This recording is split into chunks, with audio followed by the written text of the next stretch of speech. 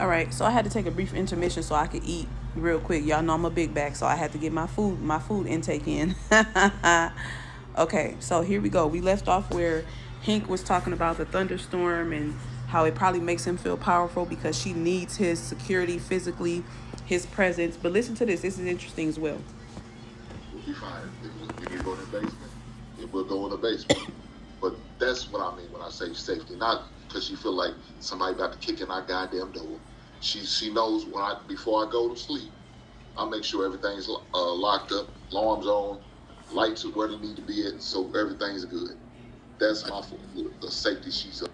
So, what part of that can a woman not do for herself?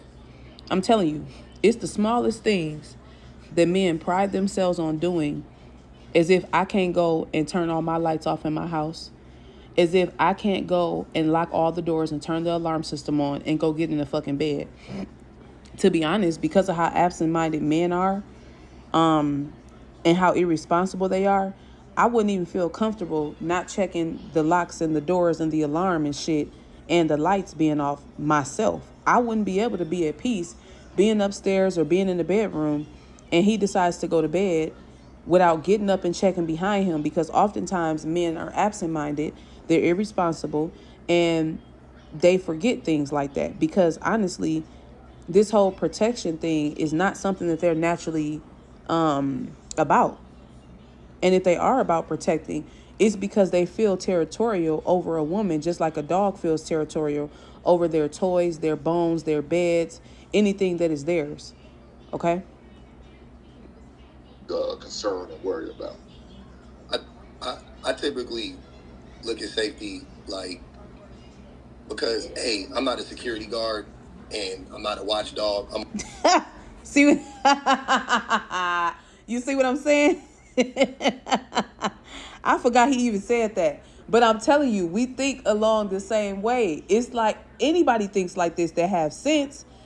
I'm not getting with a man for him to make me feel protected as if I'm already not protecting myself. You're not my goddamn security guard. You're not my bodyguard. You're not my security dog. You are a grown ass man. I am a grown ass woman, and I am tasked with making sure that I take care of myself, even against you.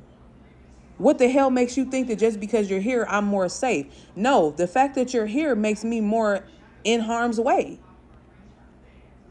You know what I mean? Like, I'm more than that for sure. And you can't protect anybody. At the end of the day, I mean, you really can't protect people. You could try to the best of your ability, but you know, I'm not with my wife 9 hours a day. Like, she go to work, she come home, like, there's nothing I can do. If something happened when she at work, ain't nothing I can do. You know, she's a grown adult person. She moves throughout the world without me all the time. This is not, you know, the 19, or this ain't the 17th century when women couldn't move freely without their men.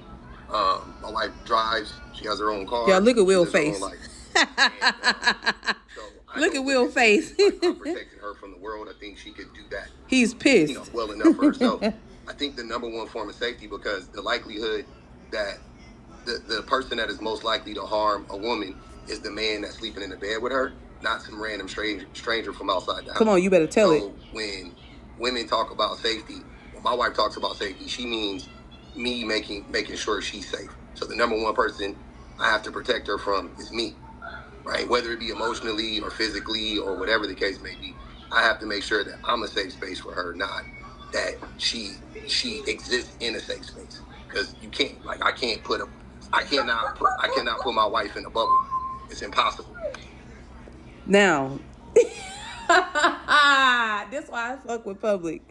I don't give a fuck. This dude be making these men so pissed off, because how can y'all sit up here and not acknowledge the fact, as black men, the race of men that are taking their women's lives 6 times more than the YT man? And you mean to tell me that with this femicide rate going on, with the men who can't take rejection, that are literally abusing and assaulting women in public, strange women that they don't even know, you mean to tell me that you don't know that y'all are dangerous? And then when a whole nother man, a black one, brings to y'all attention that this whole safety trope that y'all want to keep on throwing out there really means it don't mean anything, because we are grown ass people. Women are very capable of taking care of themselves. It's most likely that we're gonna be in harm's way dealing with you. But they don't want to talk about that though. Let me show you how Will reacted when Public said that, because all of this is key. They act like they don't know this shit. Number one person I have to protect her from is me, right? Whether it be emotionally or physically or whatever the case may be, I have to make sure that I'm a safe space for her, not that she exists in a safe space. Because you can't, like, I cannot put my wife in a bubble. It's impossible. You see how arrogant Will is looking? Will is bothered, honey, okay? And this is only the beginning of his botheredness. It's gonna get way damn worse. Because in Will's mind, protecting a bitch, that's how he see women. He see women as children, or it's a derogatory thing, a derogatory word.